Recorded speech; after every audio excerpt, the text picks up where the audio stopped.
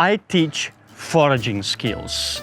Effectively, I take people around and teach them what they're looking at. This knowledge is old knowledge. It's the knowledge of our ancestors. Wildfood foraging is a way for you to interact with your surrounding, is a way for you to engage with seasons, cycles, ecologies. It's a way for you to understand whatever is living around us and how it's affected by the way you engage with it. So wildfood foraging is an avenue towards understanding better your place in the world and what it means for everything else.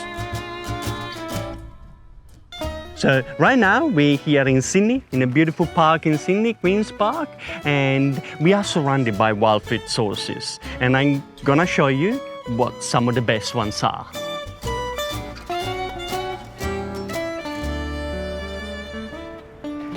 So here we have it, wild fennel. Look at this. Probably one of the most recognizable wild plants all over the world. This is cosmopolitan and much loved medicinal and food plants in many cultures around the world. This would be an excellent plant to use as an example of one of the main rules about foraging. The rules is simple, it's silly, but it helps people to realize a whole bunch of sophisticated information. The rule is, if it looks like a stick, most probably it's gonna taste like a stick. You'll be surprised how much good skills you have already about how to engage with wild food sources. So you use the same criteria that you would use when you go to the greengrocer. If you look at the plants, it looks drippy and ugly and sad, you probably don't buy it. So here it is. This is wild fennel, but this is last year growth. But if you look closely, you will notice that down here, it's all of the new growth of wild fennel.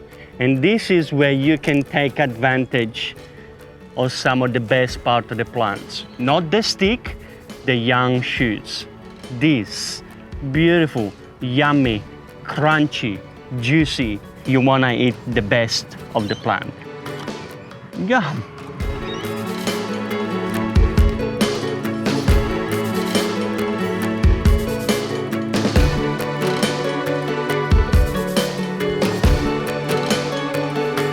So here we have nasturtiums. These are highly recognizable.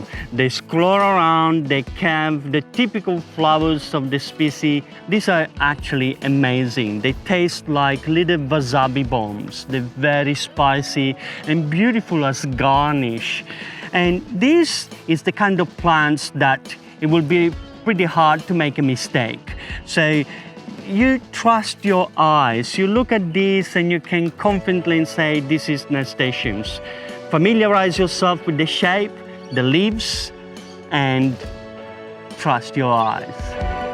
The best part of these plants, in my opinion, is the tail end of the flower. Here's the flower, behind it is the tail. This is absolutely amazing. It's full of nectar, and if you eat that, you get the spicy flavor of a nasturtium with the sweetness of the nectar. Just like that.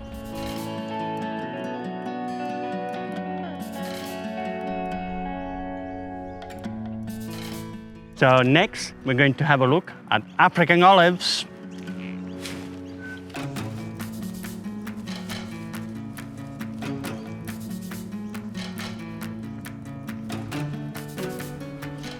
Here in Sydney, there is a lot of this. And the way people usually engage with it is kill it. Without understanding, without knowing that this has edible berries. African olives, Olea europaea subspecies africana, is directly related to the commercial olives you buy at the supermarket. They produce a small berry with a big pip. And when they fully ripen, as in they get black, they're actually quite sweet. And I'll tell you a great way to recognize this one. You pick up a leaf, any leaf, you look at the tip, and you will see there's a little hook at the end of the tip. That's African olives.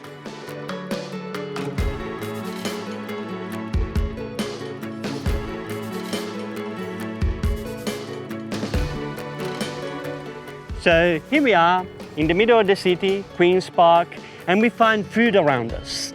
So how do you approach foraging? The first one is, if it looks like a stick, it tastes like a stick. It means trust your eyes, you know more than you think. The second one is positively identify everything. That means make sure you know what you're looking at before you eat it. Third tool, the best place to forage, your own backyard. So make sure you know where you're foraging so that you're confident to harvest from clean locations. And the last, most important in many ways, is look after colonies, because this is not free food, this is a gift.